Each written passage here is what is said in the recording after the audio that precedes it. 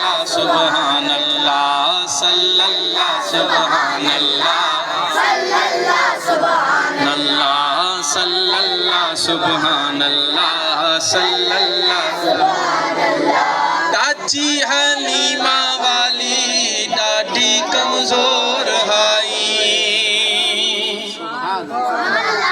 महबूब करीम जंहिंमहिल जाया हो न अम्मा हलीमा पाण करीमन के वठण जे लाइ आयूं हुयूं तो उन्हनि जेकी ॾाची हुई न एॾी त कमज़ोर हुई त हली बि कोन सघंदी हुई।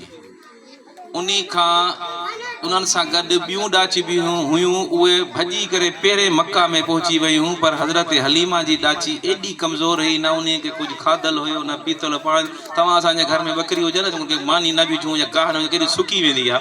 उहा ॾाची अम्मा हलीमा जी ईअं सुकल हुई पर एॾी कमज़ोर हुई एॾी लाग हुई त हली कोन सघंदी हुई। पर जंहिंमहिल मदीने वारा महबूब उन ते सवार थिया त पोइ त ईअं भॼे पई जेके पोयूं जेके पहिरें आयूं उन्हनि खे बि कटे हुई उन शइ खे आशिक़ लिखे थो।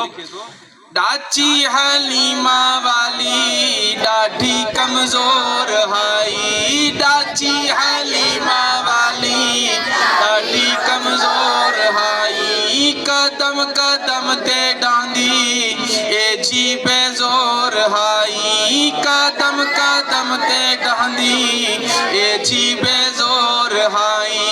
ॾाची दे भाग भले मदनी दे कदमा तले ॾाची पई तेज चले। ॾाची दे भाग भले मदनी दे कदमा तले ॾाची पई तेज चले। कीवें करम करीम कमाया हलीमा